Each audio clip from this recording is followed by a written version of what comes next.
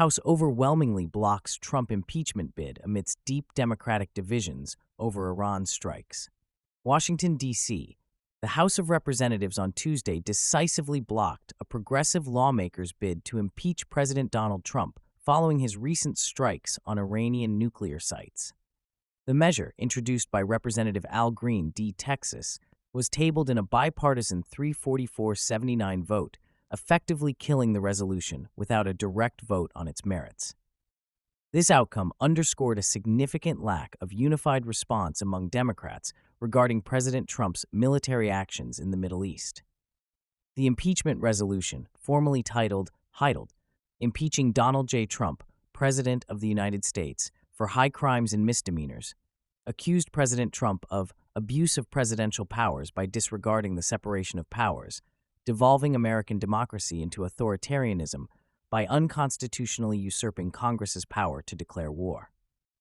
Green's resolution asserted that Trump, in violation of his constitutional oath and duty, abused the powers of the presidency when he disregarded the doctrine of separation of powers by usurping Congress's power to declare war and ordered the United States military to bomb another country without the constitutionally mandated congressional authorization or notice to Congress. The resolution specifically cited Trump's announced successful attacks on 3 Iranian nuclear sites, Fordo, Natanz, and Esfahan, on June 21, 2025, via his social media network, Truth Social. It highlighted that Trump failed to seek prior congressional authorization and that congressional leaders were not appropriately briefed or notified of the attack plans, despite foreign leaders reportedly receiving advance notice.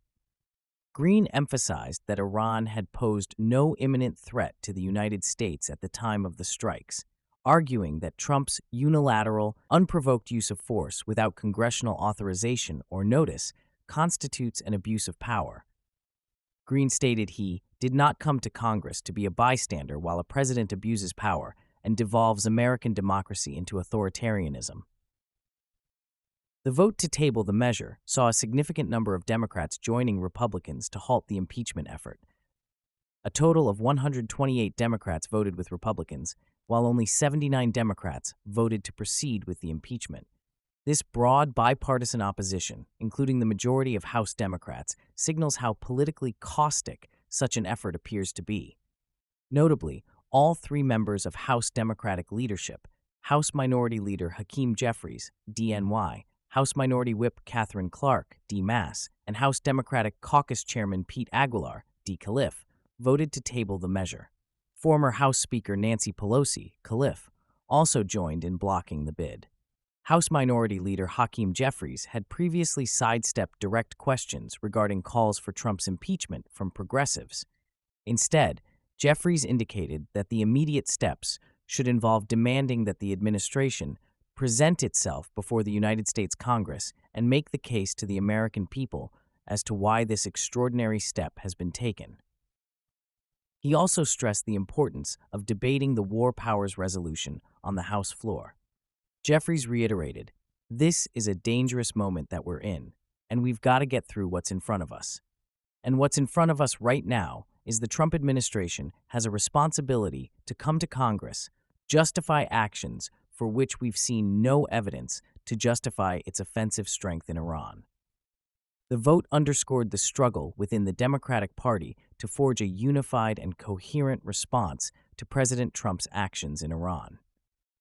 While Green and other progressives, such as Representative Alexandria Ocasio-Cortez, DNY, called for impeachment over the strikes, condemning them as unauthorized and unconstitutional and potentially leading to a war that may ensnare us for generations, other Democrats expressed a range of opinions. Some, like Senator Tim Kaine, Diva, and Representative Ro Khanna, Calif, criticized the strikes as unwise and unconstitutional, leading efforts to block further military action. Kaine voiced concerns about the U.S. making a mistake similar to the Iraq War, where intelligence proved inaccurate. Representative Jim McGovern, DeMass, also drew parallels to the George W. Bush administration's case for the Iraq War, emphasizing the ease of getting into wars versus the difficulty of exiting them. However, not all Democrats were aligned. Senator John Fetterman and Representative Steny Hoyer, notably expressed support for Trump's military action, with Fetterman publicly urging Trump to strike Iranian nuclear facilities and dismissing impeachment talks as cheapening the word. Fetterman explicitly stated, "I was the first guy in the Senate calling it to strike the nuclear facilities.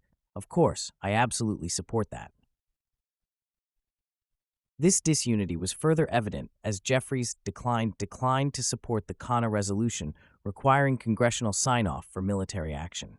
At the gubernatorial level, many potential 2028 Democratic presidential contenders largely avoided weighing in on policy specifics regarding the Iran strikes. Governors like Gavin Newsom, Calif., Kathy Hochul, NY, Josh Shapiro, J.B. Pritzker, and Andy Beshear, Kai, tended to focus on public safety measures within their states, potential retaliation, or honoring National Guard members, rather than directly critiquing or endorsing Trump's military decision. This cautious approach highlights the political sensitivity of the issue, especially for those with national aspirations. The broader context of this impeachment bid is the long-standing and unresolved constitutional debate over war powers in the United States.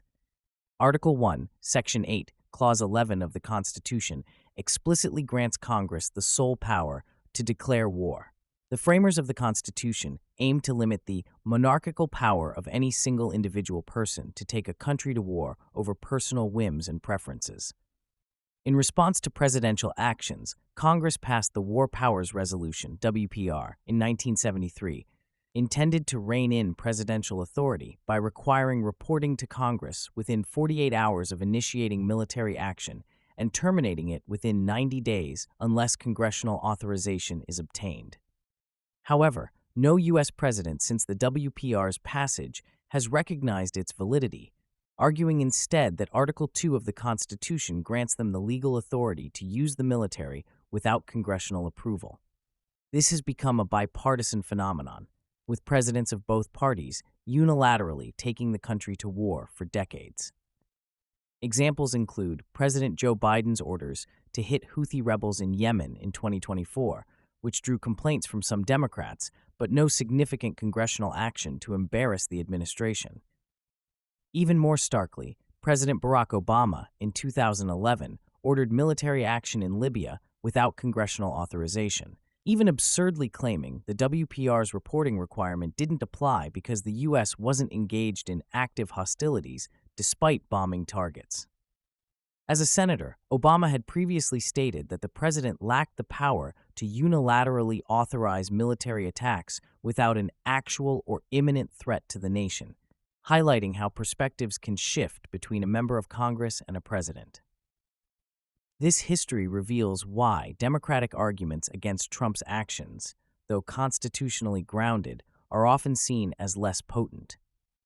Critics argue that Democrats must be consistent across all branches of the federal government if they are serious about reestablishing the legislature's role in matters of war. Trump himself mocked the impeachment efforts on Truth Social, taunting progressives to "make my day" and noting their lowest poll numbers in congressional history. The overwhelming vote to table the impeachment resolution signifies the formidable political and historical barriers to holding a president accountable through impeachment for actions related to war powers. While the debate over presidential authority to initiate military action without explicit congressional approval continues to rage, the House's recent vote suggests a clear reluctance, even among the opposition party, to pursue impeachment as a mechanism for addressing this perennial constitutional tension. End of transmission.